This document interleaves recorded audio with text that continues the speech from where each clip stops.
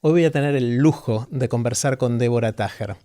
Débora es doctora en psicología, hace clínica, hace docencia, hace investigación y le dedicó muchísima energía y esfuerzo y cabeza a pensar en los vínculos. Vamos juntos a aprender de Débora. Esto es Aprender de Grandes, el podcast donde comparto lo que aprendo mientras intento aprender durante toda la vida y lo que converso con gente que admiro. Hola, Débora. Hola, Jerry. ¿Está bien como te presenté? Está genial. Bueno, qué bueno. Bueno, un lujo poder conversar y tengo ganas de empezar, como te anticipé, con una pregunta grande y es esencialmente qué aprendiste en todos estos años de pensar, de tratar de entender los vínculos entre los seres humanos. ¿Qué aprendiste? Bueno, lo primero, lo básico, que son muy importantes. Bien. Que a todos nos importa tener vínculos, tener afectos, llevarnos con las personas que valoramos, ser apreciados, apreciadas, pero como bien dijiste, van cambiando, ¿no?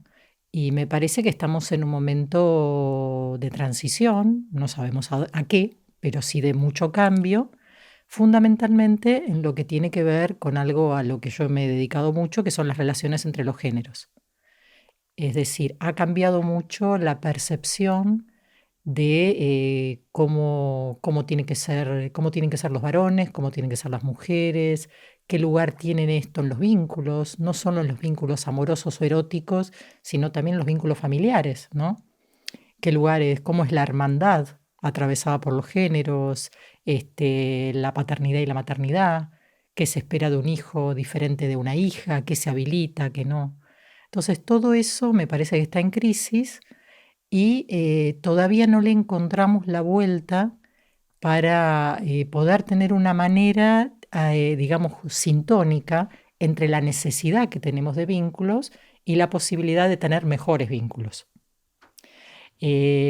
en esta nueva configuración, que es una configuración que tiende a una democratización de los vínculos. Y sé que la palabra es difícil, porque utilizar la palabra democracia para hablar de vínculos suena como raro. Es raro, es traer del mundo de la política o organización social algo más del uno a uno, ¿no? Exactamente, pero es la micropolítica. Ok. No es la gran política, no es la política partidaria, no es la política, pero sí es la micropolítica. ¿Cómo atraviesa las relaciones afectivas los vínculos de poder? Porque género es poder. Y como tenemos la categoría esa que a veces asusta cuando se dice que es el patriarcado, que es un modo de organización social que nos atraviesa articulado con otros modos de organización social, donde todavía, si bien más deslegitimado, como más tranquilo, los varones, por el solo hecho de ser varones, tienen más acceso a algunos bienes sociales, más libertades, construyen su autoestima de manera diferente que las mujeres. Entonces, todo eso tiene impacto en los vínculos. Entonces, en este momento eso impacta en lo amoroso, impacta en lo erótico, y hay como un malentendido sobre eso, ¿no? Entonces, ¿en qué sentido? Por ejemplo, ¿qué quieren las mujeres ahora? Yo cuando intercambiamos me ponías el tema de la cancelación, el miedo a la cancelación, ¿qué me va a pasar? ¿Qué impacto voy a tener de lo que hice antes, ¿no? Genera más miedo que apertura, o que inquietud, o que curiosidad, que sería lo más interesante.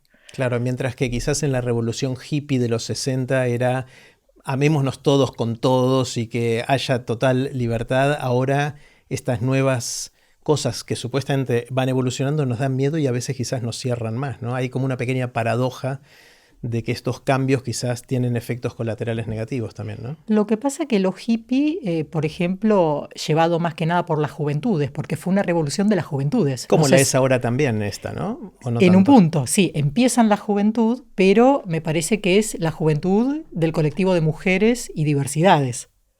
Digamos, en los 60 era el colectivo de todos los géneros juveniles. Entonces ahí quizás el impacto era más con las otras generaciones. Claro, no era la cuestión de género lo que estaba en juego, sino de libertades. De libertades y generacional. Claro. Es decir, las juventudes no querían entrar en el mismo modelo que los padres. Ahí estaba la confrontación. Y ahora me parece que la confrontación, si bien sale también de las juventudes, es entre los géneros, incluso en las juventudes. Claro. Y ahí hay una simetría, por supuesto, con las otras generaciones, pero digo, ahí hay hay un conflicto intergeneracional. Claro. Intrageneracional, perdón. Claro, claro. Y ahí lo que nos pasa a los que crecimos y vivimos y mamamos los modelos anteriores de vínculos, de géneros, de relaciones, estamos como un poco descolocados ahora y no sabemos, también nos da miedo de meter la pata cuando hablamos, cuando actuamos, cuando decimos. Tenemos toda la discusión de gente que vemos cancelada y no entendemos muy bien por qué. O sí entendemos, pero son cosas que pasaron hace mucho cuando las reglas eran otras. O sea, es como que de repente nos están pegando trompadas de todos lados y no entendemos dónde estamos, ¿no? Bueno, sí, pero yo diría que quizás, como decía hace un rato, sería bueno tener otra actitud frente a eso. O sea, no tener tanto miedo, sino una actitud más de curiosidad, de ver, bueno, ¿qué hay ahí? O sea, ¿qué es lo nuevo? ¿Cómo podemos ayudar también a las otras generaciones? Porque vos fíjate que en una experiencia que, bueno, que tuvo que ver con después lo que desarrollamos en la charla TED, que fue el trabajo en los colegios secundarios, lo que nos decían los pibes y las pibas es que el mundo adulto es como que había claudicado en pensar que podía conversar con el mundo adolescente. En el sentido de que al percibir la diferencia, en vez de pensar que sí había algo para aportar y escuchar, sentían como que nada podían aportar ahí. Y precisamente lo que nos pedían les adolescentes era traducirle a mis viejos lo que nos está pasando, Claro. porque yo los necesito. Sí. Ahora, de los viejos era un tema de que no nos metíamos o que nos abrumaba el tema también. Y bueno, una cosa está enganchada con la otra, no Claro. te metes cuando te abruma, porque como bien dijiste hace un rato, te da miedo de meter la pata. Claro. En vez de ayudar, empeorar. Entonces, o quedar mal, ¿viste? Quedar descolocado. Entonces me parece que ahí está bueno poder tratar de ir curioseando un poquito de qué se trata y también ver lo que nos pasa a otras generaciones con estos temas, porque también impacta nuestras generaciones, estas cuestiones, sí, ¿no? sí.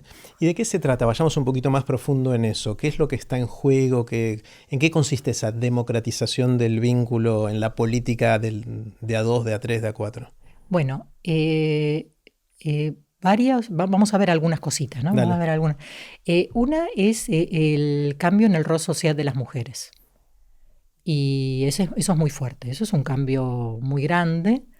Vos pensás que venimos de una sociedad donde las mujeres teníamos menos permisos sociales, pero muy fuertes. Ahora son como más sutiles, digamos, pero venimos de generaciones anteriores donde yo, por ejemplo, mi abuela no estudió, mi mamá tampoco, hasta la primaria nada más, sus hermanos sí. Y la expectativa era que estuvieran en la casa, que sean estuvieran amas en la de casa. casa o que estudiaran, pero poner las que sí estudiaron, a igual profesión que los maridos, part-time, digamos, o sea, según el sector social. Y en este momento las pibas no, ¿viste? Eso no es para ellas, quieren otra cosa, digamos, es digamos, todos los bienes del mundo también para ellas. Y además otra cuestión, también, eso por un lado. Por otro lado, todo lo que empieza a desarrollarse en la adolescencia, que es el ingreso a las prácticas de sexualidad, las pibas lo que no quieren es cuidarse. Es decir, no es que no me voy a vestir como quiero porque entonces me van a pasar cosas con los varones. Yo me visto como quiero, pero los varones no me tienen que hacer nada. A ver de nuevo eso. Bien, vamos más fácil. Nuestras generaciones, las pibas en la adolescencia, sabíamos que algunas cosas no nos convenía ponernos porque nos cambiaba el cuerpo y nos convertíamos en atractivas. Si no queríamos ser atractivas, teníamos que cuidarnos, cubrirnos o no mostrar algunas cosas o no decir algunas cosas porque íbamos a estar en peligro nosotras. No querían ser atractivas. Claro, atractivas cuando el atractivo te ponía en peligro, Okay. no cuando estabas con pares. Digamos, cuando eso podía ser que, por ejemplo, en la calle te digan cosas o caminar a la noche. Pero si salías, tenías una cita con una persona que querías conocer, ahí sí. Ahí sí. Las generaciones más cercanas. Claro. Hace 40, 50 años no. Ni siquiera eso. Ibas con el chaperón. Claro. O, digamos, la sexualidad después del matrimonio. Pero digo, más 60, 70, 80, 90 era, digamos, con respecto a los peligros externos. Porque digo, mira cómo va cambiando todo. Es una película. Es una película. Entonces, las pibas actuales dicen, no, yo vuelvo a la hora que se me antoja. me pongo lo que se me antoja, digo lo que se me antoja, no me interesa lo que digan de mí. Y ahí eso implica un guante hacia los varones. Implica, porque vos fíjate que la socialización con respecto a la sexualidad en los varones es avanzar. Una piba que dice que no está diciendo que sí. Insistir. Esa es la, digamos, esa es la tradición, la educación sentimental de los varones. Claro. Y los pibes que son más tímidos, cómo se sienten mal en relación a eso, los ganadores son así, bueno, todo lo que pasa entre varones. Bueno, entonces, en este sentido, eso implica que los varones, en la heterosexualidad, porque también hay otras cosas, se juega de otra manera, pero en los vínculos heterosexuales, los pibes tienen que reaccionar de manera diferente, porque las pibas cambian de lugar. Entonces, ahí todavía, viste, hay un tema. No está claro cómo. No está claro cómo. Hay pibitos que en algunos círculos ya tienen otra cabeza, en algunos otros lugares no, ¿no? Depende si, yo qué sé, lugares más, digamos, más avanzados con respecto a estas cosas, yo qué sé, interior, capital, zonas urbanas, zonas rurales, bueno, y también familias más conservadoras o ambientes más conservadores. Entonces, todo esto implica un cambio muy fuerte. Y también, bueno, el tema de la diversidad. Digamos, en otro momento, el paradigma de lo que nosotros llamamos heteronormatividad, es decir, suponer de antemano que todos somos heterosexuales, era más fuerte. Y en este momento no. Entonces también existe otro despliegue de lo que nosotros llamaríamos bisexualidad o cuestiones más exploratorias, o yo tengo un artículo que se llama Las anfibias, que son mujeres que tienen sexo con varones y con mujeres al mismo tiempo o en momentos, primero una pareja así, otra pareja del otro género, y no se llaman... ¿Eso sería bisexualidad o sería...? Antes lo llamábamos bisexualidad. Ahora no sé cómo lo llamaríamos. Claro. No me queda tan claro. Es como preferencias fluidas. O fluidez. Claro. Ahí está. Y esas personas no se llaman a sí mismas de ninguna manera, que eso es lo interesante. No se ponen etiquetas. Entonces, digo, todo eso hace que sea un cambio muy interesante, muy, muy interesante. E incluso estas anfibias, que yo lo he escrito, pero lo que veo en la clínica es que con los varones se les juega lo que pasa en las relaciones entre los géneros, con lo que pasa el poder entre varones y mujeres, y con las pibas se les juega de otra manera, ¿entendés? Entonces, a veces, por ejemplo, se asustan de los varones, vuelven a las pibas, a lo mejor le gustan los pibes, se dan cosas muy, ¿cómo te podría decir? Con muchas tonalidades, ¿no? Y ahí es un desafío para quienes trabajamos estos temas, de no mirar estas cuestiones con el andamiaje teórico que teníamos antes. Claro. ¿No? Y al mismo tiempo tampoco abstenernos de poder intervenir ahí, poder colaborar. Pero bueno, tenés que calibrar tus herramientas para poder atrapar lo nuevo y poder contribuir ahí. Claro. Es increíble la cantidad de variables que se están moviendo al mismo tiempo, ¿no? De los temas de identidad sexual, los temas de género, los temas de patriarcado, los temas heteronormativos frente a otras formas de relacionarnos entre los géneros. Abruma. O sea, lo primero que yo me siento muy abrumado con este tema, charlando con mis hijos que son de estas generaciones. Ellos dicen, a mí me interesa la persona, yo quiero estar con una persona. El género está bien, es un dato, pero es un dato, no es lo principal.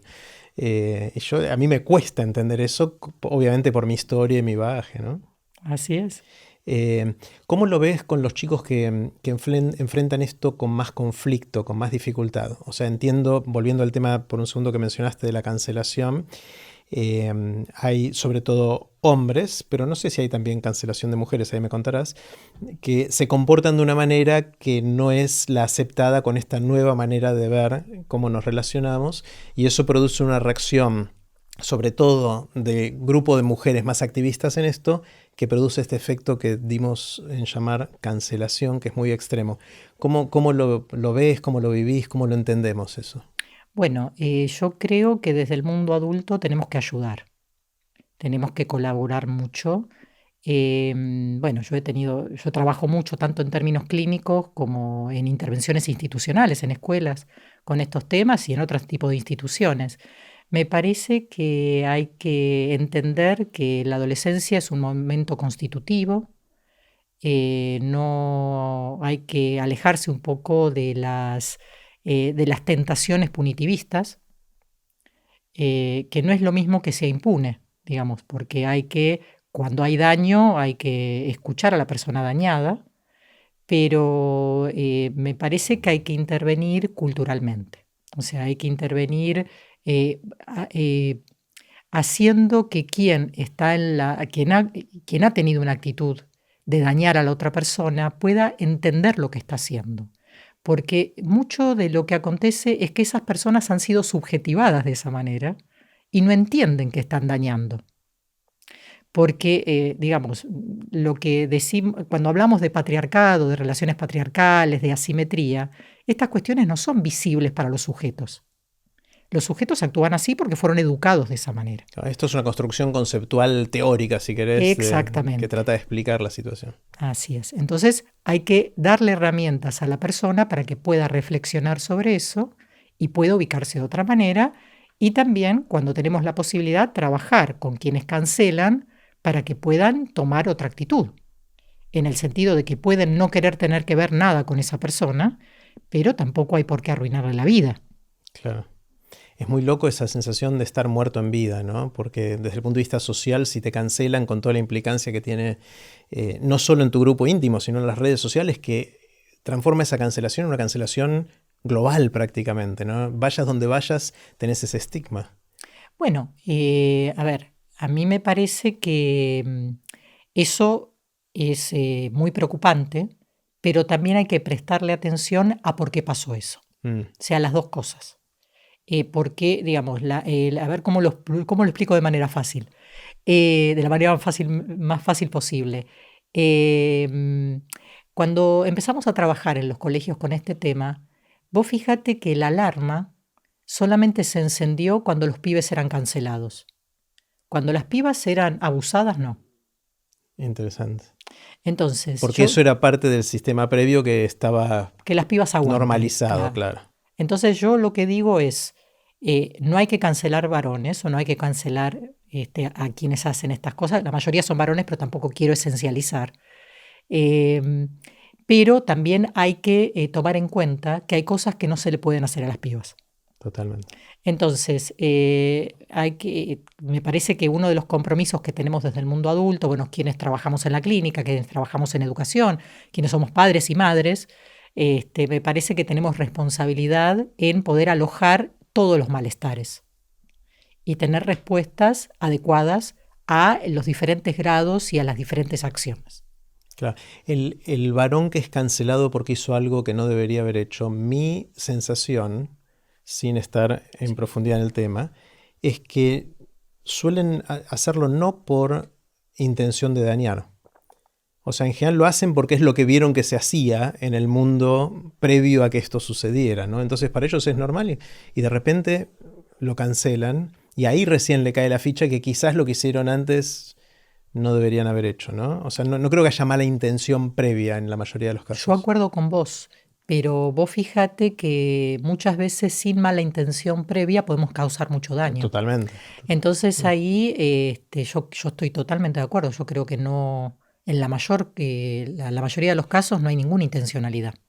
Pero creo que han sido educados sin miramiento hacia lo que se le hace en este caso a las mujeres, pero a los desigualados en general, porque esto no es solamente, esto es entre los géneros, pero también puede ser clase social, puede ser diferencias étnicas.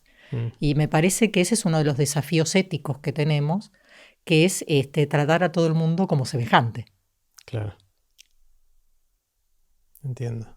Lo que me cuesta más entender son los casos de cancelación en adultos por cosas que hicieron hace 20 o 30 años. Bueno, lo que Ahí- pasa es que ahí, primero vamos a entender, después vemos qué se hace con eso. Para entender, yo creo que hay que poder registrar que las personas que fueron dañadas en el momento no lo pudieron decir. No lo pudieron decir primero porque se sintieron mal, a veces no pudieron poner en palabras por qué se sintieron mal. Ni tenía nombre esto. Ni tenía nombre. Por el otro lado, a lo mejor le dijeron a alguien y esa persona le dijo, cállate porque no te conviene hablar. O en situaciones de mucha simetría, lo tuvieron que vivir como un peaje. Tengo que hacer esto para otra cosa. Y no hay otra manera. O si lo digo, voy a quedar excluida del mundo del cine, el mundo académico, la empresa o lo que sea, o la familia. Que voy a terminar cancelada en Exactamente, ese momento que es lo que por otras pasaba. razones, claro. Que es lo que pasaba. Entonces, me parece que hay que entender eso. Es como, viste que los crímenes de lesa humanidad no tienen fecha de caducidad, no prescriben. Esto es igual. Entonces, en este sentido, yo creo que hay que escucharlo de esa manera. Claro. Hay que escucharlo como que es algo que se puede decir ahora. Sí. Por otro lado, una argumentación en el otro sentido es que para que alguien sea penalizado tiene que haber habido alguna intención también, o romper alguna norma vigente en ese momento.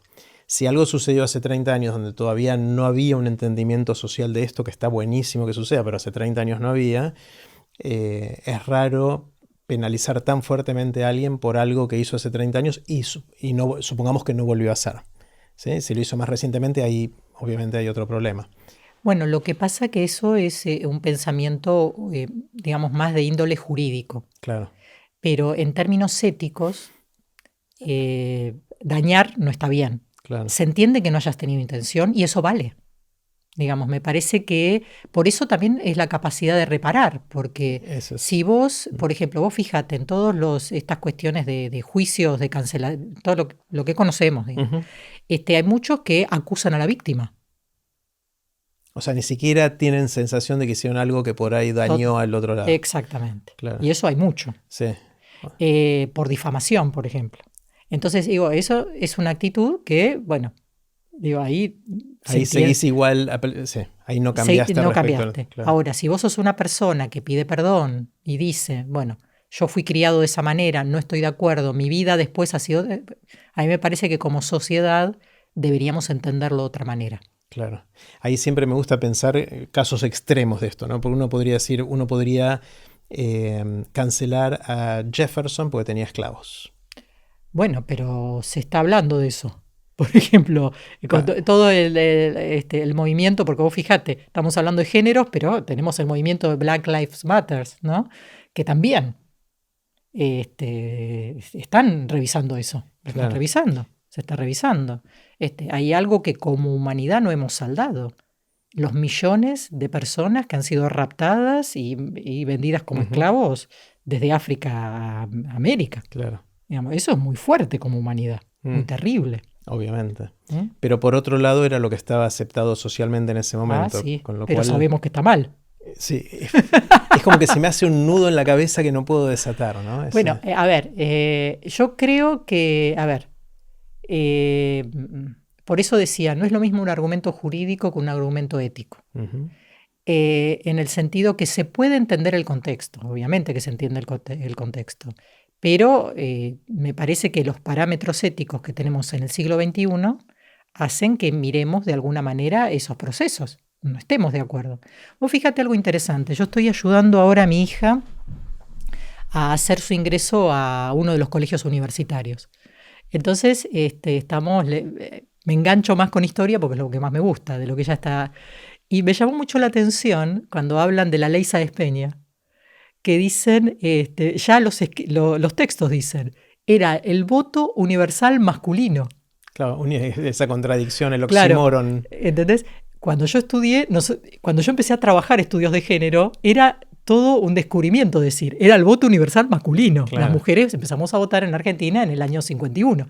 ¿Entendés? Entonces, me parece que hay toda una manera de reentender los procesos históricos que está bueno, ¿no? Que no quiere decir que no entendamos la racionalidad del momento, pero está bien que podamos traducir en otros términos, en nuestros términos contemporáneos, los sucesos históricos, porque para eso sirve la historia, ¿no? Claro.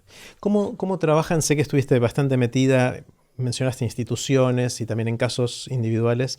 ¿Cómo trabajan casos donde ya hubo una cancelación para tratar de destrabar la situación y que ojalá todos salgan lo mejor posible? ¿Cómo Y funciona la terapia grupal de eso? ¿Cómo se procesa? bueno, cuando estás trabajando con colectivos, por ejemplo, cuando trabajas en una institución, lo que hay que trabajar es no en el caso puntual, sino en la cultura institucional. Mm, Entonces tenés que trabajar para que eso no pase más, que es lo más importante. No es para mí, no es tan importante penalizar a ese que lo hizo, sino generar que eso no se haga más. sí. O Que los penalizar o entornos... también ver si lo revivimos de la cancelación. Las dos cosas, ¿no? No, pero, a ver, si vos cambiás la cultura, lo vas a revivir de la cancelación, Bien. porque todo va para otro lado. Ujú. Estás trabajando sobre que no se puede hacer más lo que se hizo, pero que tampoco una cancelación puede ser para siempre. Porque la cancelación o el escrache, digamos, la otra manera de llamarlo, es una medida cuando hay impunidad. Claro. Entonces, si no hay impunidad, esa medida no tiene sentido. Ya no hace Entonces, falta. no hace falta. Entonces, si vos generás que no haya impunidad y que no haya condiciones para que se hagan esas cosas, entonces vas creando una cultura más democrática. Mm. ¿Qué rol juega en todo esto el lenguaje inclusivo? Veo que lo usás por momentos sí, por momentos no. A veces decís los pibes y las pibas, después decís les adolescentes. O sea, ¿qué rol juega en toda esta discusión el lenguaje inclusivo? Bueno, el lenguaje inclusivo me parece que, a ver, te digo cómo hay mucho escrito sobre esto, pero te digo cómo lo habito yo. Ujú. A mí me parece y que el lenguaje inclusivo lo que tiene de novedoso y de interesante es que rompe la idea que el genérico es el masculino. Ujú. Porque, por ejemplo, se da algo que es como raro. Por ejemplo, acá ustedes son la mayoría varones y yo soy mujer, Ujú. hablaríamos de nosotros. Pero si fuera al revés, si la mayoría fueran mujeres y solo un varón, también se diría nosotros. Y no está bien eso. Claro. Entonces, me parece que el lenguaje inclusivo en sus primeras versiones viene a decir eso.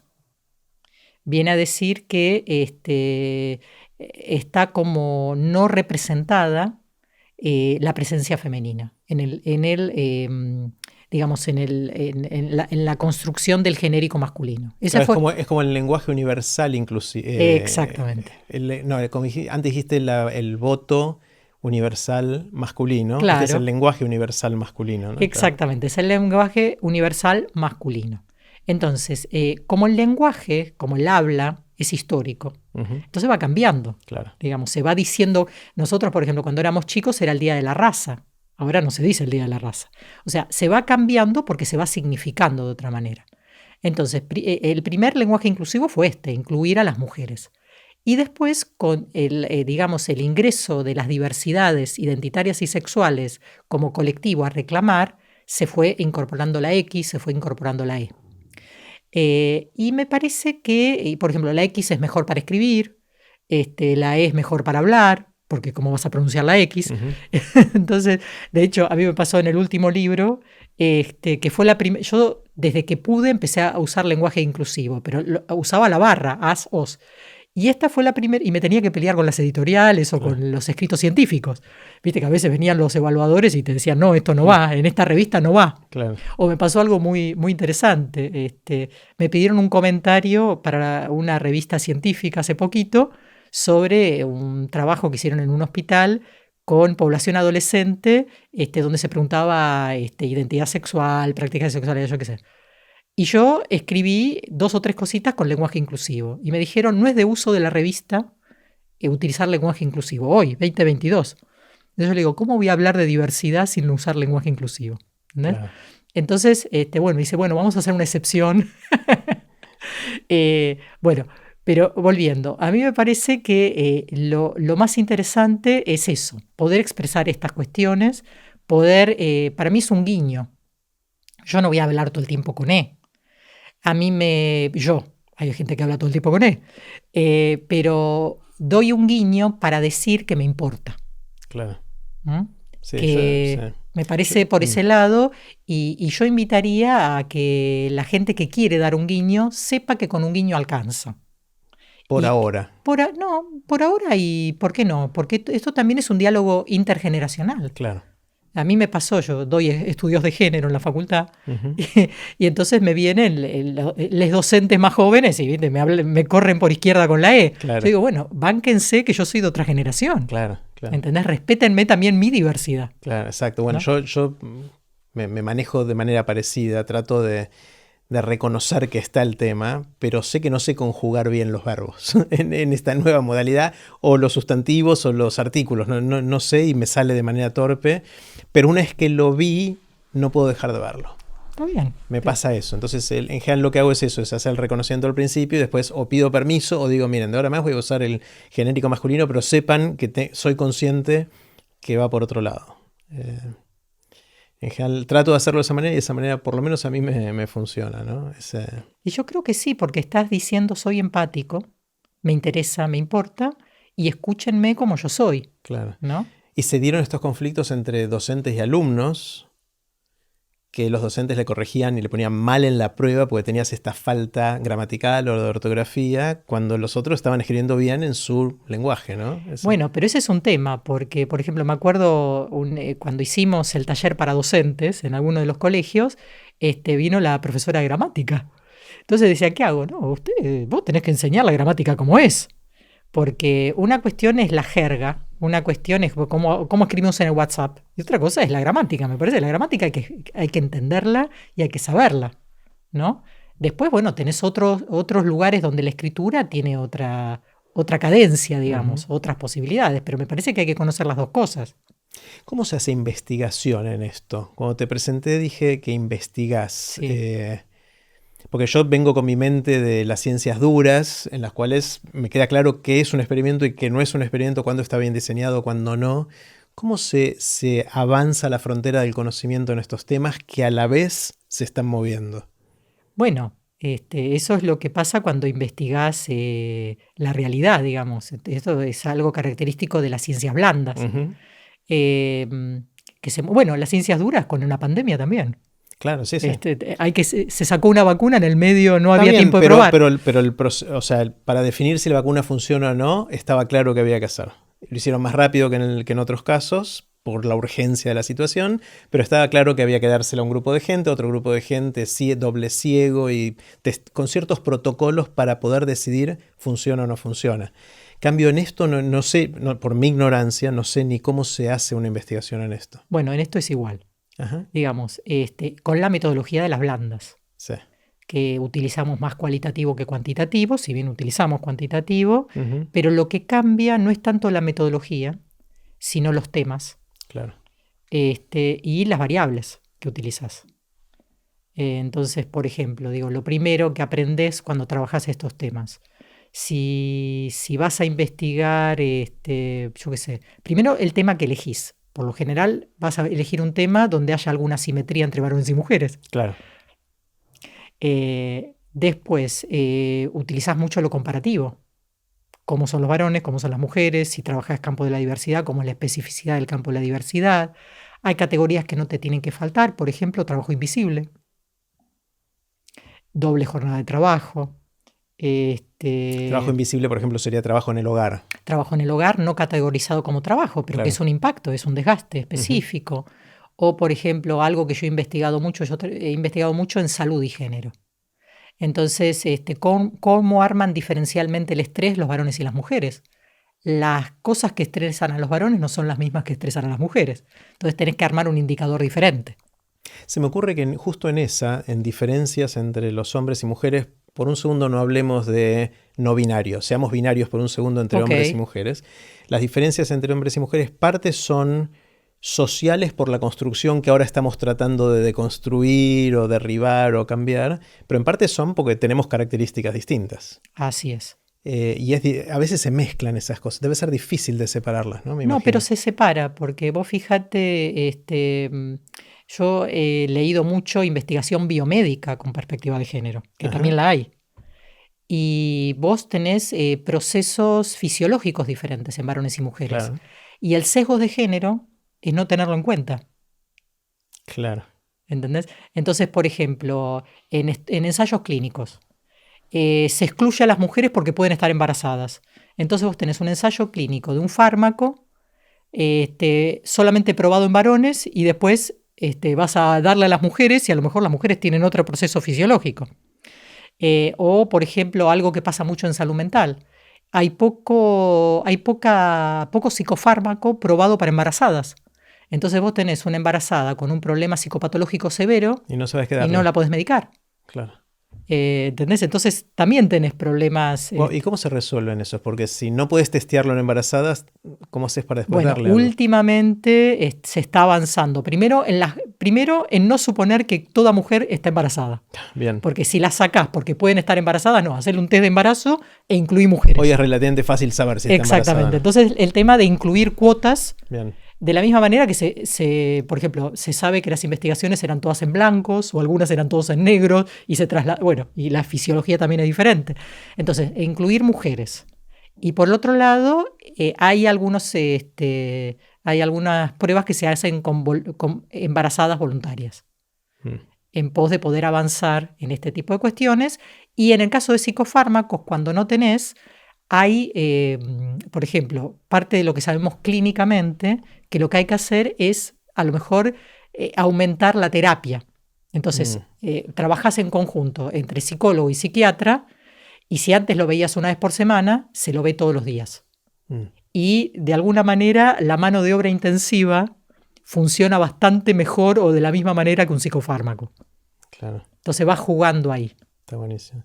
La otra cosa que está cambiando mucho en todo esto es la percepción de la familia, ¿no? Como modelo y como también estereotipo, porque teníamos un modelo bastante claro de qué era la familia, hasta tenía el nombre familia tipo, ¿no? De papá, mamá, 2 hijos. Y eso obviamente está cambiando muchísimo respecto a expectativas, conformación, qué llama la atención y qué ya nos llama la atención porque es parte de la normalidad. Empezamos con familias monoparentales o monomaternales, se dirá, no sé. Una mamá o un papá con hijos, mamá soltera, papá soltero. Después aparecieron familias con 2 mamás o 2 papás, de familias de parejas homosexuales. Pero ahora hay más cosas, hay más de 2 personas que comparten la paternidad, maternidad de sus hijos y cosas que cada vez asombran más en el sentido de que, esa no la vi venir, esa combinación no se me había ocurrido todavía. Y también esta sensación de los chicos, sobre todo los más adolescentes, de no sé si quiero casarme, no sé si quiero, ya ni hablar de matrimonio como la cuestión jurídica, no sé si quiero vivir con alguien, no sé si quiero vivir con una persona, con 2, no sé ni de con qué género, o sea, eso está totalmente siendo redefinido, ¿no? Y es algo que eso no me asusta, al contrario, me da intriga, me asombra, me gusta que haya mucha más variedad en eso también, ¿no? ¿Cómo ves que lo están viviendo los chicos esto? Bueno, los chicos se autorizan. Claro. Son los que me parece que se autorizan a poder decir no quiero tener hijos, o no sé si quiero hacer familia, o me quiero ir a vivir con amigos. Y después pasan cosas muy raras. Por ejemplo, me acuerdo una persona que está en tratamiento conmigo, digamos, clínico, que dice algo así: el único vínculo fijo que tengo son mis padres. Y ahí es muy raro, porque ahí hay como una idea de que ella no va a armar vínculos duraderos, pero de alguna manera se sirve de las generaciones que tienen un capital simbólico para dar de los vínculos duraderos. Claro. Ahí hay un tema complicado también. ¿Entendés? O sea, con una idea, a ver, es como utilizar un modo anterior, que es un modo de dar, un modo de estar, que se necesita, porque ahí es un desafío. O sea, los pibes que dicen, no sé si quiero vivir con alguien, todos necesitamos a alguien. Y ahí vuelvo a lo que dijimos, los vínculos son muy necesarios. Y yo creo que es una generación que tiene muchas libertades, pero que tiene poco miramiento con respecto a la importancia de los vínculos en momentos de vulnerabilidad. Entonces, ahí yo prendería una luz. Claro. Y quizás no es que nosotros en nuestra generación éramos más conscientes de la vulnerabilidad de estar solos, sino que la institución, pareja, matrimonio, concubinato, lo que fuera, nos lo proveía de alguna manera, ¿no? Totalmente. Entonces no tenías que pensar en eso. Claro, se daba porque era lo más natural, lo más común, lo más frecuente. Exactamente. Claro. Entonces, vos ves, por ejemplo, yo en la clínica con gente joven, tengo que estar todo el tiempo trabajando la tensión entre libertad y apego. ¿Entendés? Bueno, ¿te importa la otra persona o solamente es lo que vos querés? Vamos a pensar. ¿Y la otra persona, el deseo de estar con la otra persona, es un deseo tuyo o solamente catalogás como deseos los que querés hacer solo o sola? Claro. Son nuevos líos. Cada generación tiene sus propios líos, Bueno, pero y yo ahí diría que ahí hay un tema. Se habla mucho relacionado con esto, con una supuesta epidemia de soledad, ¿no? De sentirnos solos. En inglés se separa loneliness y estar alone, ¿no? Que son dos cosas. Uno es estar físicamente solo y otro es sentirse solo, estar solo por adentro de alguna manera, que es quizás la más profunda y la que más me preocupa. ¿Hay realmente una sensación de que hoy las nuevas generaciones se sienten más solos? ¿Hay una epidemia de Y yo creo que sí por esto, porque me parece que la libertad es un valor muy importante, pero la exacerbación de ese valor te lleva a la soledad. Entonces, en este sentido, me parece que uno de los desafíos es cultivar esta otra necesidad, que es estar con las otras personas, que es el antídoto por la sensación de soledad, que no es lo mismo que estar bien con uno mismo, porque me parece que cultivar el estar bien con uno mismo es algo muy valioso.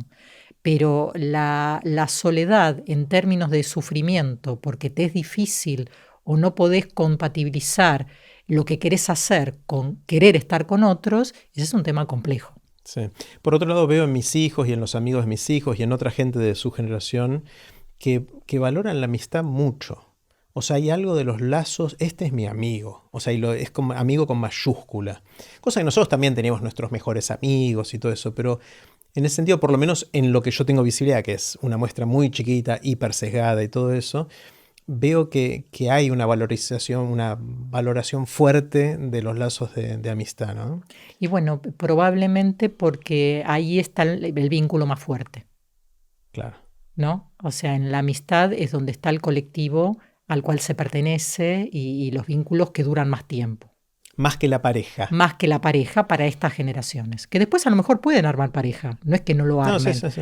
Pero digo, como expectativa, no tanto. Claro, a mí me pasa que veo en la generación que ahora va de 15 a 25, veo que el viernes a la noche, el sábado a la noche, es salir con amigos o amigas. O sea, puede ser cambiando los géneros, pero no necesariamente, por más que tengan una pareja y que sea una pareja estable y monogámica y todo eso, Sí. no necesariamente, hoy estoy con amigos y amigas, pero mi pareja, todo bien con mi pareja, pero hoy es sábado a la noche. Bueno, eso es muy interesante porque a diferencia de nuestras generaciones, que el tema de seguir cultivando los amigos propios cuando se está en pareja era todo un problema. Claro. Ahora es al revés. Ahora es al revés. Es cultivar la pareja cuando uno tiene muchos amigos. Así es. Claro. Es decir, con esto que estamos diciendo, yo diría algo que me gusta decir. Digo, vos preguntás qué aprendemos, ¿no? Sí. Entonces yo diría que una de las cosas que yo aprendí es que cada generación o cada momento histórico tiene sus luces y sus sombras. Claro. No es que es todo, digamos, hay una idea de idealizar, ¿no? O el pasado, o el futuro, o el presente, no. Cada momento tiene sus desafíos y bueno, hay que hacer con los desafíos del momento y con los desafíos generacionales también. Lo que veo en todo esto, que no sé si es causa o consecuencia de lo que estamos hablando, es que en general esta generación es más activista. Es una generación que noto que es más activista que los que ahora ya tienen entre 25 y 45, para poner una generación que ya está en otro momento de sus vidas. Esta es una generación que está más luchando por ciertas causas. Puede ser todo este tema que estamos hablando, puede ser por la crisis climática o puede ser por otras cosas, ¿no? ¿Está relacionado eso? ¿Lo ves como causa, consecuencia? ¿Están activistas porque necesitan hacerse cargo de este tema? ¿O este tema surgió porque son activistas y entonces salen a la lucha? ¿Cómo saberlo, no? A mí me parece que no puedo hacer comparación con otras juventudes, puedo hablar de acá. Claro. Sé que hay movimientos mundiales también de jóvenes por el clima, todo ese tipo de cuestiones. Yo creo que eso es muy interesante, muy, muy interesante. Yo creo que acá, bueno, son los hijos de la democracia, digamos. Me parece que son chicos que por suerte, han vivido con muchas libertades. Y me parece que en ese sentido piensan que es importante seguir conservando las libertades que tienen e ir por más, ¿no?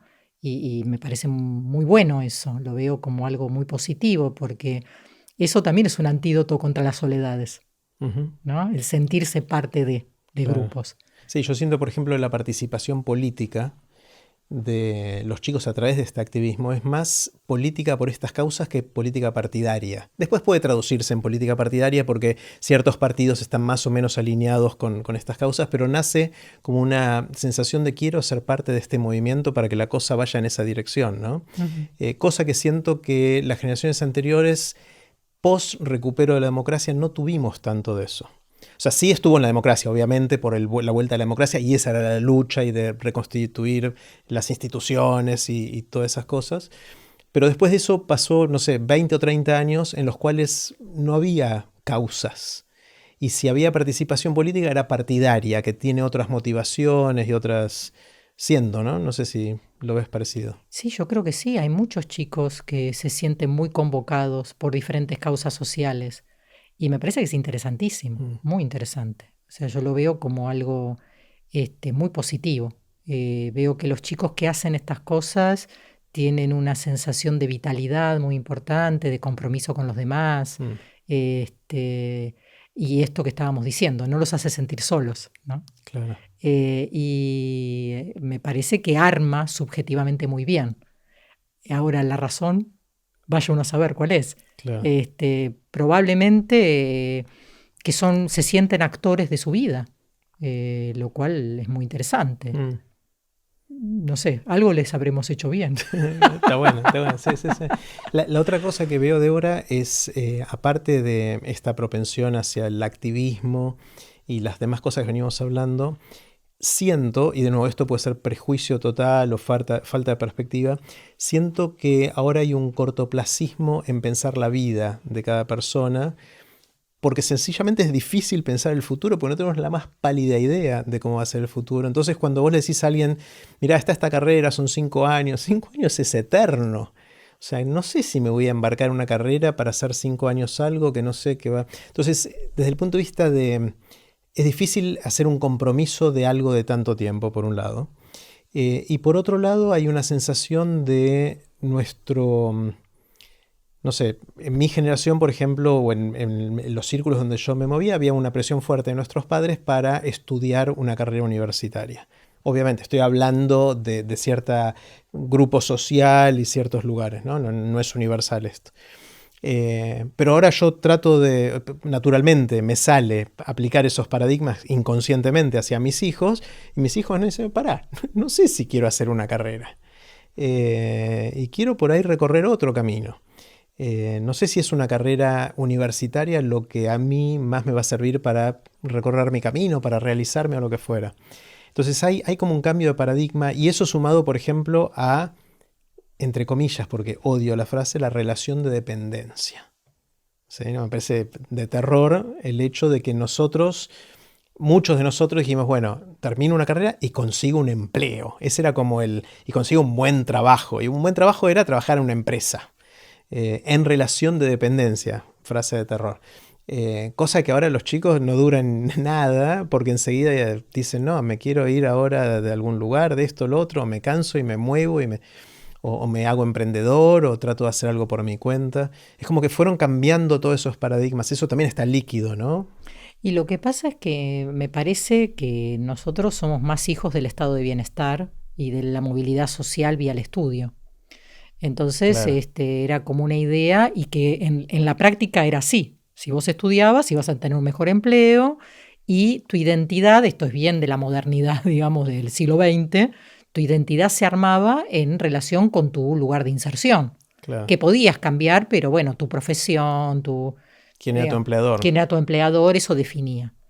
Y me parece que estos chicos son de otro mundo. Primero que a veces son hijos de gente que ya ha hecho ese paso, Ujú. entonces están en otro, digamos, están en otro nivel. En ese sentido tienen otras posibilidades también. pero también les toca un mercado laboral diferente. Claro. La organización del trabajo ha cambiado.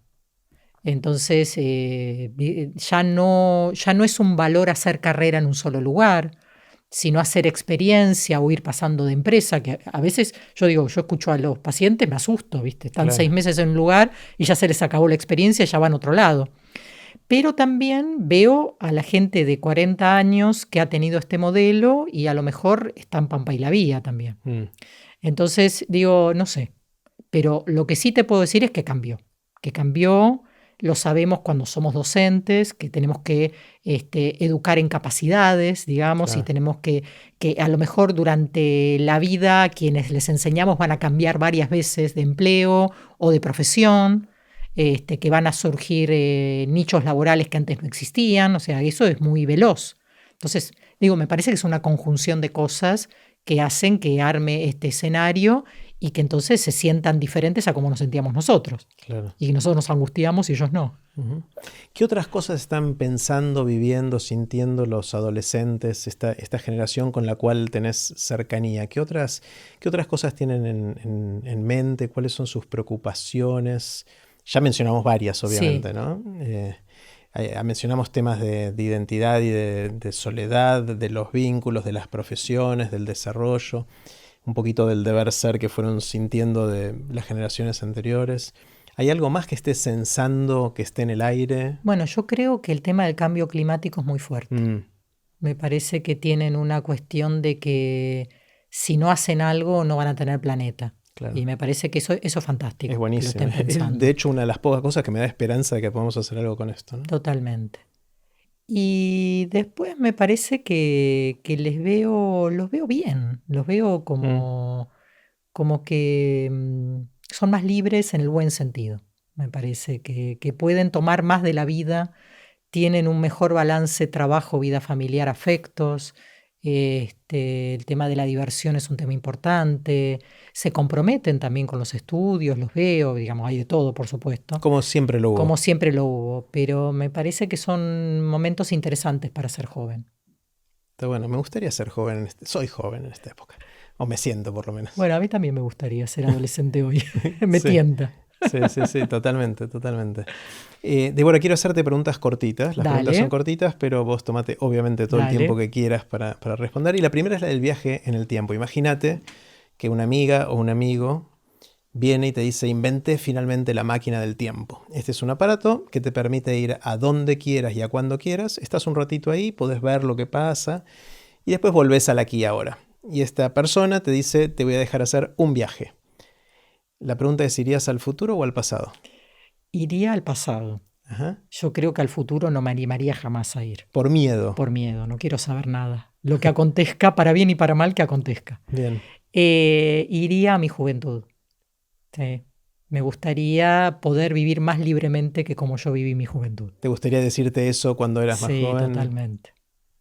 ¿En qué sentís que estabas cerrado, que no eras suficientemente libre? Y yo creo que vengo de una familia muy patriarcal, de una familia muy tradicional, y me fue muy difícil ser yo en esa familia y construir autonomía. Y me hubiera gustado, si pudiera ir y hacer algo, me gustaría darle otra vida a esa Débora joven. ¿Y hubieses estudiado algo distinto, emprendido? ¿Qué sentís concretamente que hubiese podido cambiar? Yo creo que hubiera estudiado lo mismo, Sí. probablemente. A lo mejor no, a lo mejor me hubiera animado a mis profesiones paralelas que no me animé. ¿Cuáles eran? Ser actriz, por Mirá. ejemplo, ser locutora, Wow. Escribir, ser escritora, digamos. De hecho, escribo. Escribís ahora, pero escribir ficción. Ah. Sí, me hubiera gustado, a lo mejor, pero también podría ser psicóloga y está todo bien. O sea, me gusta ser psicóloga, pero yo creo que hubiera más a mi vida personal. Me hubiera gustado tener la autonomía que tengo ahora, me hubiera gustado tener las libertades que las pibas tienen ahora. Está bueno. ¿En qué sentís que pensás distinto que la gente que te rodea? Puede ser el círculo más íntimo, un círculo más grande, puede ser toda la humanidad. ¿En qué sos distinta? Yo creo que soy distinta en que me gusta hablar con los diferentes. y veo que la gente tiende a hablar con los que piensan igual. Claro. Y que trato de entender las situaciones de manera más amplia. O sea, me gusta mucho poder entender todo lo que pasa en contextos más amplios de explicación. Y buscas al diferente proactivamente, te acercás a la gente. ¿Y Sí. diferente en qué dimensiones? En experiencias de vida, en formas de pensar, Mm. en formas de aproximarse a las cosas de la vida, ¿no? Eso me interesa mucho. Me gusta Sabes que escuchar esas cosas. en eso siento mucha empatía, o sea, yo siento exactamente lo mismo y intento, inclusive en este espacio de Aprender de Grandes, trato de invitar a gente que ve el mundo desde otra perspectiva. A veces me va bien, a veces termino conversando con gente que se parece un poquito a mí, igual lo disfruto mucho, pero siento que que la diversidad no es tanto como podría ser. Me encantaría que sean más diferentes todavía. ¿Cómo hago para encontrar esa gente diferente? Conversar con ellos, hacer cosas con ellos, aprender de ellos. ¿Qué herramientas podría usar? ¿O cuáles usas vos? Yo creo, a mí me sirve ir a otros lugares. Moverte físicamente. Claro, moverte. Mm, Porque me parece que hay que ir donde la gente está. claro. Después hablas y escuchás y bueno, y ves qué pasa ahí. Me parece a mí que no es tanto un tema de herramientas como de dislocarse, digamos, ¿no? O sea, y andar por otros lados. Me encanta. ¿En qué cambiaste de opinión? ¿Qué venías pensando para un lado y decís, no, sabes qué? No era para ahí, era para allá? Yo creo que fui formada mucho con el paradigma del éxito, del esfuerzo, del sacrificio en muchas cosas y creo que no hay que hacerlo tanto. Me parece que la Como vida, relájate más, digamos. sí, totalmente. Que no hay ningún lugar a donde llegar. Mm, Me parece que la vida es un camino, la vida es hoy, y que digamos, hoy lo que me atrae es lo que me llama la atención, lo que me gusta, lo que disfruto. Eh, y me hubiera gustado ser más relajada más tempranamente. claro.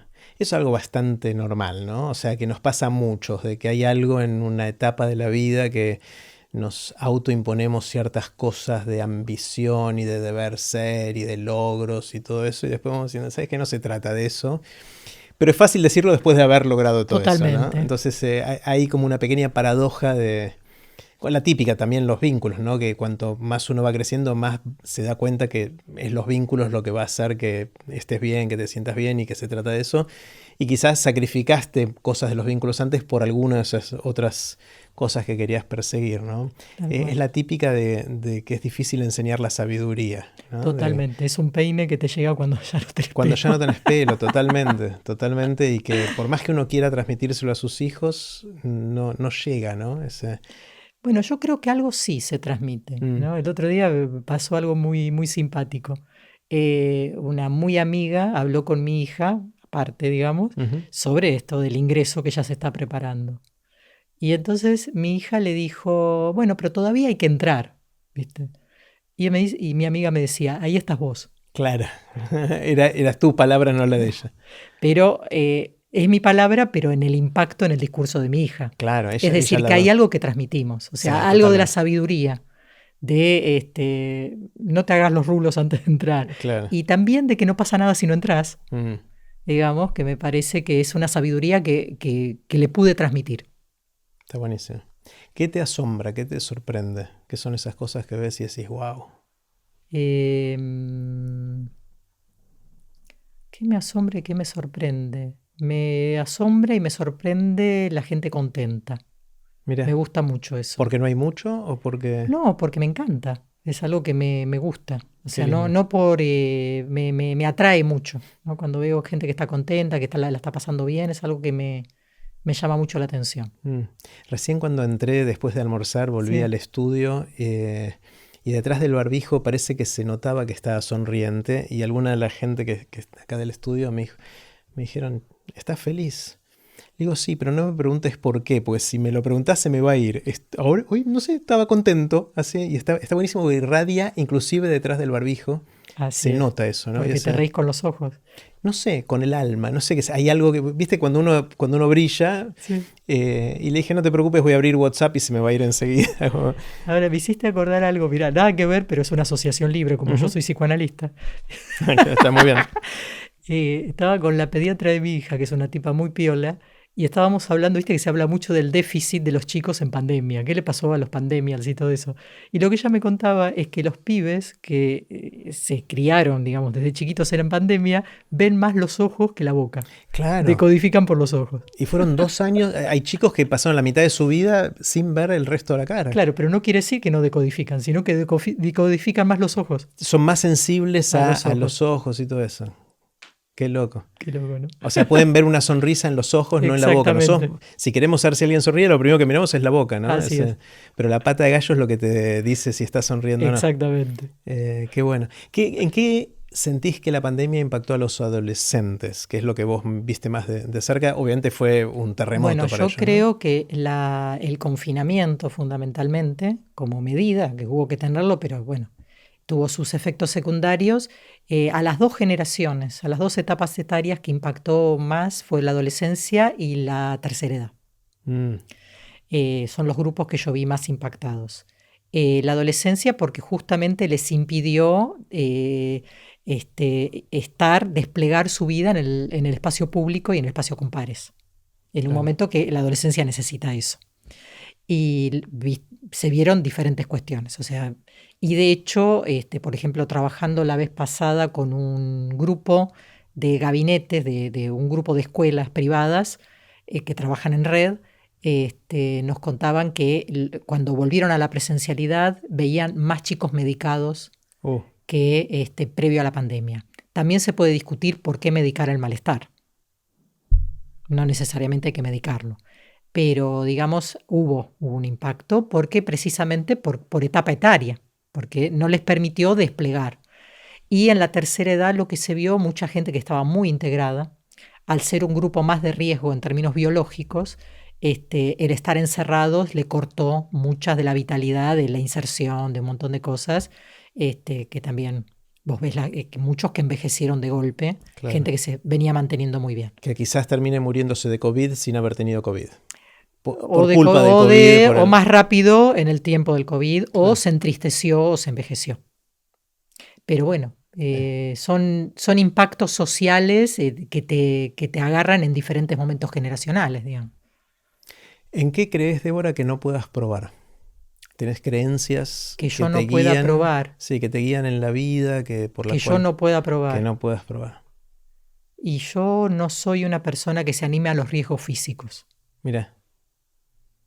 Me dan... ¿Te da miedo? Sí, y de adolescente. O sea, no te tirarías en bungee jumping, por ejemplo. No, ni loca. Pero ni yo me acuerdo en el viaje egresado, ni en culopatín por la nieve, Claro, siquiera. Eso lo hice más de grande. Pero digo, sí, no. ¿Te da miedo tomar riesgos? El riesgo físico, riesgo claramente, ¿no? Sí. No es lo mío. Interesante. Yo también soy cagón en ese sentido de tenerle miedo, porque uno dice, está bien, lo voy a pasar bien si no pasa nada, pero si llega a pasar algo, me voy a arrepentir tanto de esto. Pero por otro lado me privo de cosas, ¿no? Entonces, Bueno, pero yo qué sé. Yo me acuerdo una vez que fuimos a esquiar un grupo, yo me quedé en la cafetería tomando chocolate y la pasé bomba. Sí. Pero bueno. Es lo que es. Exactamente. ¿Tenés alguna habilidad inútil? Cosas que Tengo sepas una habilidad hacer. Inútil. Distingo los diferentes acentos en el español. Wow. Te puedo distinguir un colombiano de un venezolano, en los cubanos de los que viven en Oriente, de los habaneros. ¿En serio? Sí. Wow. Sí. Colombianos puedo distinguir del eje cafetero, bogotanos. Wow. O sea, yo te puedo distinguir un chileno de un argentino. Hasta ahí creo que o un mexicano. Pero tan fino de zonas y en algunos países. Y dentro de Argentina, obviamente. Dentro también. de Argentina te distingo algunos, sí. Wow. Pero es inútil totalmente. ¿Y cómo lo desarrollaste? Y viajé mucho. Viajaste, claro. Sí.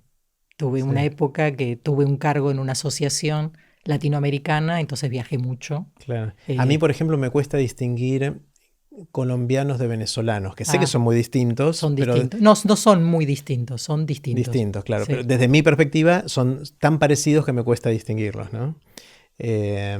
Sí, o paraguayos y bolivianos me parecen también parecidos. Mira. Son distintos, ¿no? Muy distintos. Claro, sí. Bueno, yo me los confundo. Sí, lo que es difícil, por ejemplo, un paraguayo de alguien de Formosa. Claro, bueno, pero, ahí. Sí. Pero son diferentes, el canto es otro. Sí. Está buenísimo. ¿Cómo haces para estudiar cosas nuevas? Suponete que querés o tenés que aprender algo nuevo. Te vas a zambullir en algo nuevo porque querés o porque tenés que hacerlo. ¿Por dónde empezás a tirar del piolín? ¿Por dónde empezás a estudiar algo nuevo? Yo ahí distingo si es algo que necesito por razones laborales o si es algo nuevo que estudio porque se me da la gana. Entonces, si es algo que porque se me da la gana, lo tomo así. Es algo que estudio porque se me da la gana. Voy a aprender lo que pueda aprender, voy a entender lo que pueda entender y está muy bien. No me pido más que eso, fundamentalmente porque yo vengo, como decíamos antes, de un paradigma exitista, digamos, muy desforzado y todo ese tipo de cosas. Entonces, eso me libera y me permite abrirme a lo nuevo. Y con respecto a cuestiones más laborales, ir incorporando, por ejemplo, tecnología o conocimientos nuevos, con mucha tranquilidad también. O sea, me parece que hay algo, diciéndolo en voz alta, de no esperar el resultado, digamos, como ir yendo, digamos, como muy tranquilita hasta que me pueda copar o pueda entender. Y si no entiendo, sigo hasta que entiendo. ¿Y empezás leyendo libros, artículos, googleás, ves videos? ¿Cuál es tu medio favorito? Yo soy más de la lectura. O sea, lo mío es más por la lectura y libros. Siempre tengo un libro a mano. Siempre estoy leyendo algo. Y a veces artículos. Bueno, como soy una científica, me voy más a lo científico que a la divulgación, pero también me gusta la banalidad, no tengo ningún problema, pero no soy tanto del video. De hecho, tuve que aprender a ver tutoriales. Me costó un esfuerzo muy grande. Claro. Ver tutoriales o ver videos sobre cosas. Claro. Mis hijos aprenden principalmente por video. Casi no leen. O leen, pero muy fragmentado. No te van a leer un libro entero de prácticamente nada, pero igual aprenden con un medio totalmente distinto. Hay algo también generacional en eso, ¿no? Probablemente, porque son más de lo audiovisual. Claro, nosotros crecimos más leyendo. Más leyendo y además son más de lo visual en demanda. El otro día hablábamos con mis sobrinos que ellos decían, a mí no se me ocurre poder ver un contenido audiovisual que no sea que empiece cuando yo quiero. Y nosotros somos de la época que, viste, a las 11 empieza el programa. Y hasta hice este gesto de cambiar el canal. Así ¿no? es. Y ver en familia un programa, no existe ver en familia un programa. Claro. Sí, ahora estás con el teléfono tirado en el sillón o en la cama o en algún lugar. Claro. Y cada quien con su contenido. Hay algo que te quería preguntar antes y me olvidé, te lo voy a preguntar ahora, que es mucho de lo que conversaste que contaste en tu charla en TEDx Río de la Plata, que tiene que ver con toda esta idea del consentimiento, ¿no? Como una herramienta para navegar estas aguas turbulentas que hay ahora. Ya pasaron 3 años de que diste la charla TED. Contame en qué está el tema, cómo funciona, recordame cómo es la dinámica alrededor del consentimiento. Y lo que cambió fue precisamente primero que hay más divulgación del tema del consentimiento, que yo creo que en ese momento era más novedad y ahora es algo más instalado. O sea, se ha movido. Y por otro lado, el contexto pandémico cambió totalmente. Todo eso porque empezaron a haber otros problemas, digamos. Al no poder circular, los problemas eran otros. Pero con esta cuestión de la vuelta a la presencialidad de un montón de actividades, bueno, empiezan a haber otras cuestiones. Pero me parece que fundamentalmente lo que diría es que hay una apropiación de esta herramienta. Y que por el otro lado también tuvo un impacto, por ejemplo, con otro tipo de cosas. Yo decía, durante la pandemia me tocó hablar de la pandemia, ¿no? Salud mental en la pandemia, cuidados generizados diferenciales durante la pandemia, que fue parte de lo que pasó. ¿Qué le pasó a las mujeres que estaban en la casa con chicos que estaban haciendo teleescuela, teletrabajo, no tenías empleada doméstica, tu mamá no te podía ayudar? Bueno, este tipo de cuestiones.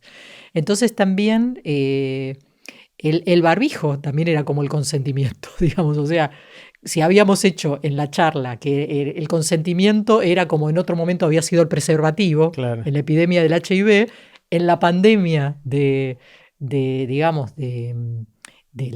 COVID, el barbijo era el nuevo amigo. Claro, nos juntamos pero con el barbijo. Exactamente. Claro, mirá. Y también el decir, viste, las familias cuando se empezaron a juntar, bueno, ¿cómo nos juntamos? Al aire libre, vos te animás, ¿con quién armás burbuja? O sea es el protocolo. El protocolo, porque el consentimiento también es un protocolo. Claro, y de alguna manera lo que siento, y después de haberte escuchado en tu charla y en la preparación y lo que pasó después, es que de alguna manera el consentimiento es una herramienta para instalar esa nueva cultura, ¿no? Del cuidado. Cuando decías de que la manera de tratar los casos en instituciones como colegios, de cancelaciones o de comportamientos inapropiados, era pensar hacia adelante y cambiar la cultura, me parece que el consentimiento, las distintas formas de consentimiento pueden ser las maneras de instalar esa cultura, ¿no? Así es, porque consentimiento lo que es el cuidado del otro. Claro. Y no suponer que la otra persona se maneja de la misma manera que yo, no suponer que la otra persona tiene las mismas vulnerabilidades que yo, no suponer. ¿Y cómo funciona concretamente cómo es esa herramienta del consentimiento? ¿Es algo que hay que hacer por escrito? ¿Cómo es la dinámica concreta? ¿Te acordás? Sí, sí. Lo que decíamos, no tiene que ser por escrito, puede ser juguetón, puede ser a la manera de cada quien. Claro. ¿No? Eso en todos los sentidos. Pero tiene que quedar alguna prueba por si después hay algún tipo de acusación, ¿no? Bueno, si vos te estás moviendo nuevamente en el eje de lo jurídico. Claro. Si lo tomás como una cuestión vincular y lúdica, si vos te manejás tomando en cuenta al otro, no tengas miedo. Digo, porque pensar que tenés que dejar algo por escrito para que después tengas lo que estás en la línea del otro como peligroso. Si vos estás en la línea de que vos no vas a ser peligroso para el otro, entonces no tenés por qué temerle al otro. Con solo cuidar o tener en cuenta que cuidás y vas a ser cuidado o cuidada, estamos en otra lógica. Claro, igual los chicos que ven a sus amigos cancelados les debe dar mucho miedo esto. No, lógico, pero me parece que con el miedo, el miedo te puede volver a alguien muy peligroso también. Entonces me parece que el miedo hay que ponerlo a circular para hacer otras cosas. Por eso digo también la responsabilidad del mundo adulto. Entonces, vos podés, digamos, lo pongo en otra situación, porque tenés miedo, andás armado. Y si andás armado, hay ciertas cosas que van a terminar muy mal, ¿entendés? Y eso se hace por miedo también. Claro. Entonces, volviendo a esto, si por miedo vas a dejar todo por escrito, vas a poner cámaras, bueno, tenés una modalidad policial de resolver este tipo de cuestiones. Y yo diría que es precisamente lo que hay que desarmar. Claro. ¿Entendés? Tenés que ir más a una cultura del cuidado que a una cultura gendarme. Qué difícil, ¿no? Bueno, pero vale la pena. Obvio, sí, totalmente. ¿Cuáles son las lecturas? Sé que lees muchísimo, vos misma dijiste hace un rato que siempre tenés un libro al lado. ¿Cuáles son las 2 o 3 lecturas que más te impactaron en la vida, que hicieron que hoy seas quien sos? Bueno, yo creo que la primera lectura que me impactó fue Mujercitas. Mirá, ya empezaste con el género desde chiquita. Totalmente, desde muy chiquita. ¿A qué edad la leíste? Y muy chica. Yo recuerdo 11 años seguro. Mirá. Que me acuerdo en la casa donde vivía. Y sí, yo soy una protofeminista.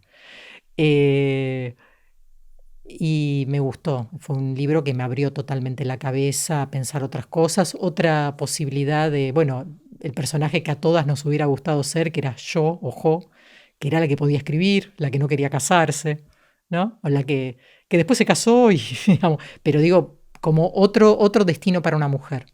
Ese fue el primer libro que me impactó fuertemente. Y después, otros libros, hay un libro de Gioconda Belli, El país bajo mi piel, donde ella, que es la escritora nicaragüense, que escribe sobre su vida, y lo que me impactó es la posibilidad de vivir varias vidas en una vida. Cómo poder rearmarte y vivir una vida totalmente diferente, que lo que has vivido antes no te determina, no hace tu futuro necesariamente. Eso fue para mí iluminador en términos vitales, ¿no? Pero desde el punto de vista del psicoanálisis uno va construyendo, ¿no?, su personalidad y es difícil de deshacerse de su pasado, ¿o no? Es que no necesariamente. O sea, el pasado te determina, pero no es destino. Claro, no. Entonces, a mí me gusta, en términos clínicos, Ujú. me gusta pensarlo como punto de partida. Bien. Y este libro, que es un libro vivencial, es una autobiografía, a mí me fue muy, muy impactante precisamente porque era una mujer que vivió varias vidas, o sea, rearmó, muy diferentes. Y eso, vuelvo al tema del género como una identificación, porque no es tan fácil para las mujeres armar vidas diferentes, ¿no? Ahora Para quizás los hombres quizás más sí. yo Sí. creo que para los hombres más.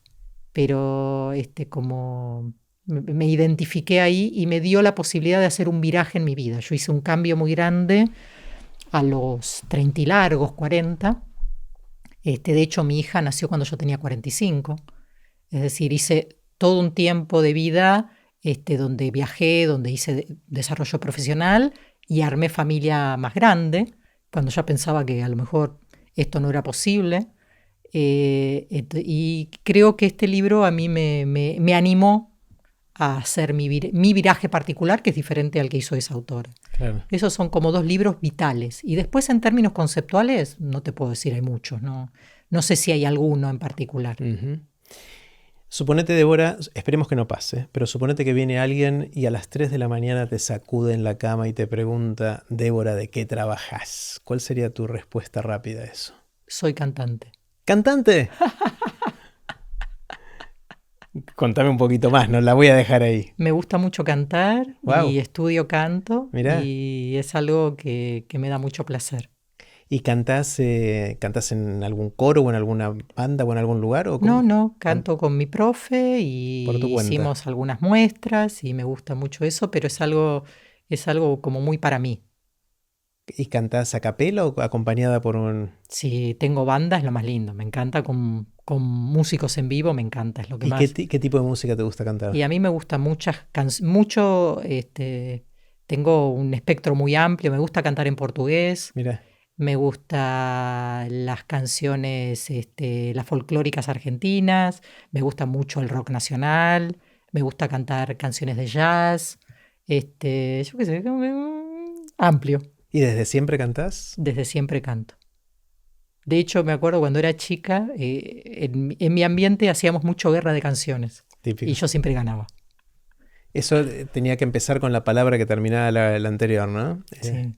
Sí, yo era bueno en decidir dónde cortar mi canción para hacérsela difícil al otro. Bueno. Ahí había un arte de dónde cortarla, Sí, totalmente, ¿no? y dejársela difícil al otro. Exactamente. Supongamos otro caso que ojalá no suceda, pero supongamos que viene un cataclismo. ¿Sí? Viene una cosa terrible que de un día para otro borra todo el conocimiento y la sabiduría humana acumulada a lo largo de los siglos. Pero no nos mata. Y a vos te dan la responsabilidad o quizás la oportunidad de escribir un parrafito cortito para sintetizar parte de ese conocimiento o sabiduría que sentís que estaría bueno que las futuras generaciones tengan post-cataclismo. ¿Qué escribirías? No le hagas al otro lo que no quieras que te hagan a vos. O sea, sé empático de alguna manera. Sí, el otro es tu semejante. Está bueno, eso condensa mucho, ¿no? Todo. Está buenísimo. ¿Cuál es, Débora, tu anécdota? ¿Tenés alguna anécdota que te gusta repetir, que te funciona, que te festejan, que a vos te gusta? Bueno, el otro día pregunté en familia y mi hija me eligió la anécdota. Ah, mira, a ver, contame. La única vez que en mi vida vi a Mirta Legrand. Ya me causó gracia el comienzo de la anécdota. Tengo un aspecto cholulo, aunque no parezca. Ajá. Eran los años 80. Yo salía de mi psicoanalista de entonces y me la encuentro en un estacionamiento. Va a buscar el auto y yo también. Y veo una mujer súper elegante, con un tapado rojo precioso y con el perfume Montana. Yo también, otra de mis habilidades inútiles es, ahora ya no, pero era distinguir perfumes. Mira. Y entonces la miro así y le digo, ¿es usted? Sí, soy yo. Bueno, esa es la anécdota familiar y es un juego, ¿viste? Con mi hija lo hacemos y nos divertimos mucho. Entonces ella eligió la anécdota. Hubiese sido divertido que ella diga, no soy otra persona. Claro. Esa era una respuesta más ocurrente todavía, Sí, pero pero menos era Mirta Legrand. Era menos Mirta, Sí, soy yo. exactamente. Está buenísimo. ¿Dónde sentís que nació la pasión por lo que haces ahora? Qué pregunta. ¿Podés rastrearlo a sus orígenes? Y vos lo rastreaste, dijiste Mujercitas. Ahí Y sentís yo que creo poder. que muy probablemente esa es una de las pasiones, pero también siempre me gustó ayudar a los demás y yo creo que esa es mi mamá. Lo mamaste, literalmente. Lo mamé. Mi mamá ha sido una mujer que siempre tuvo como una cuestión de ayudar a los demás, Está de ser en buenísimo. comunidad. Siento, Débora, que vamos a tener que tener varias conversaciones y justamente por el tema en el que estás metida y cuán activa estás, van a tener que ser frecuentes porque esto va a cambiar. Pasaron 3 años desde tu charla TED y siento que avanzó mucho. Tuvimos una pandemia en el medio y hubo mucho que hacer. Me encantó conversar, aprendí un montón hoy y estoy seguro que vamos a tener que hacer muchas para seguir aprendiendo. Así que gracias infinitas. Gracias a vos. Un placer.